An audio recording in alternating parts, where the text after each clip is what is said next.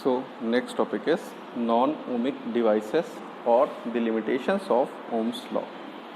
See, those devices which do not obey Ohm's law are called non-ohmic devices. Examples: vacuum tubes, semiconductors, means semiconductor diodes, liquid electrolytes or transistors. So these are some kind of non-ohmic devices. अब ये non-ohmic devices होते क्या? The devices that do not obey Ohm's law. What was Ohm's law?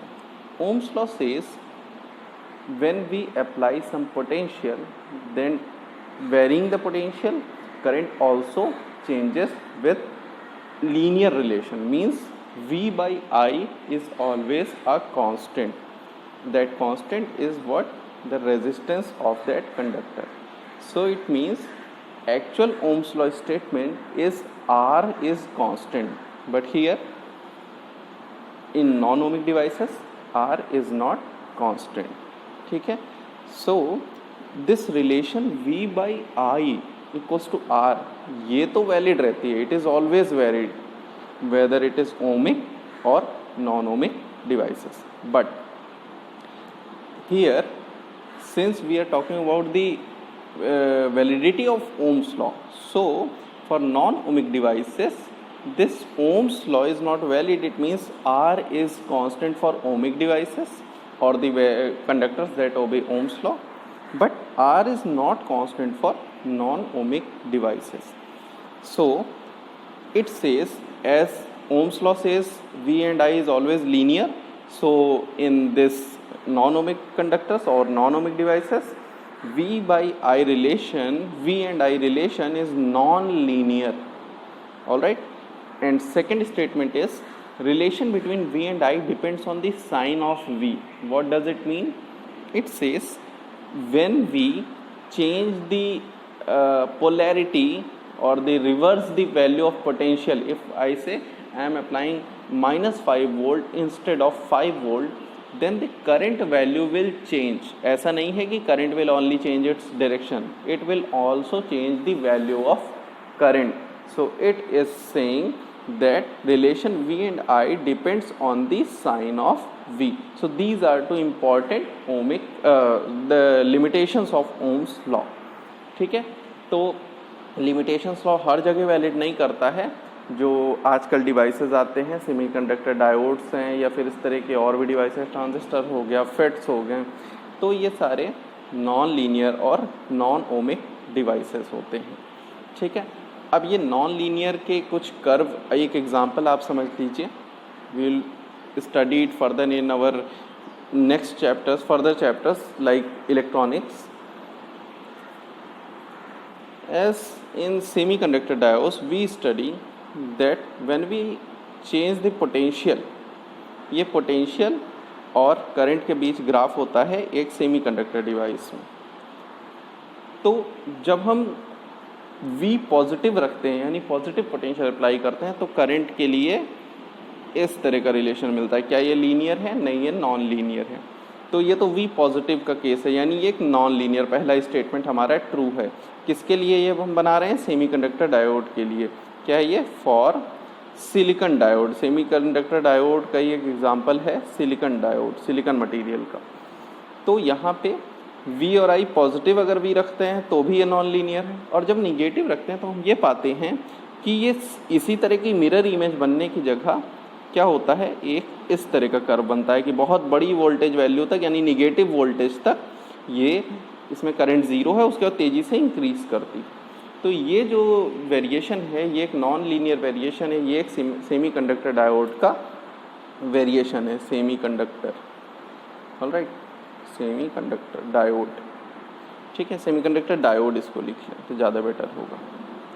ठीक, तो ये एक relation बताता है कि नॉन ओमिक कंडक्टर्स क्या होते हैं. नाउ नेक्स्ट इज,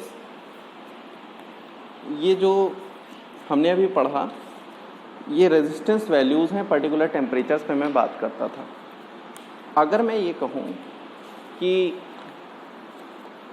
कोई एक ऐसा सब्सटेंस होता, कोई एक ऐसा मटेरियल होता जिसका रेजिस्टेंस ज़ीरो होता, रेजिस्टेंस ज़ीरो होता, तब वो हमारे लिए कितना फ़ायदेमंद होता, हमारी कितनी पावर या एनर्जी बचाता।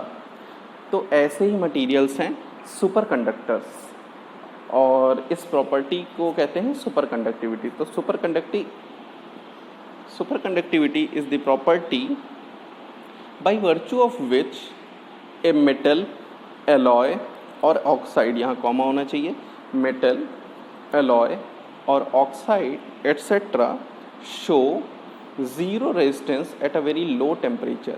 फॉर एग्जाम्पल्स कुछ मटेरियल्स के नाम याद कर लीजिए। एग्जाम्पल में पहले ले लीजिए mercury eight 105 Kelvin, 4.2 Kelvin. One material is alloy, it is Bi2Ca2SR2 strontium copper O10। ये एक एलॉय है, ये शो करता है सुपर कंडक्टिविटी 105 केल्विन्स पे।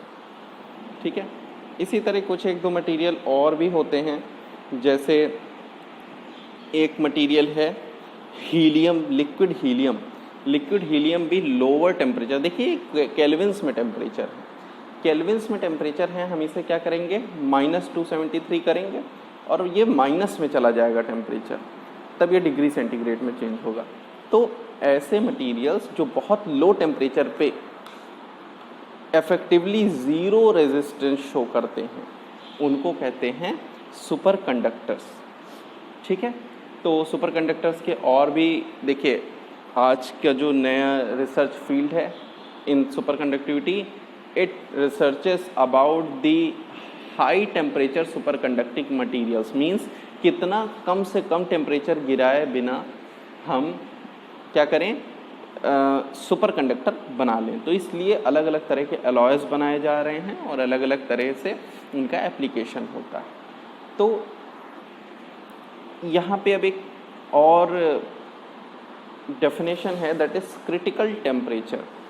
What is critical temperature? Obvious है, जब हम जैसे हमने मरकरी लिया, अभी हमारे पास मरकरी रूम टेम्परेचर पे था, हम मरकरी को ठंडा करते चले गए, ठंडा करते करते एक टेम्परेचर ऐसा आया, जैसे पहले होगा 273 डिग्री सेंटीग्रेड है मान लीजिए, तो हम उसको मान लीजिए रूम टेम्परेचर है 25 डिग्री सेंटीग्रेड, अब हमने उसको कम किया, कम करते करते माइनस में हम पहुंच गए 150, यानी -150 को अगर हम केल्विन में चेंज करेंगे तो इसमें +273 करेंगे, है ना, तो कुछ एक वैल्यू आएगी, फिर और कम करते चले गए, फिर हम एक जिस टाइम ऐसा पहुंचते हैं कि मान लीजिए 65-67 डिग्री सेंटीग्रेड, 265 या 267 डिग्री सेंटीग्रेड माइनस में चले गए, तब वो वैल्यू ऑलमोस्ट हो गई 4.2 केल्विन।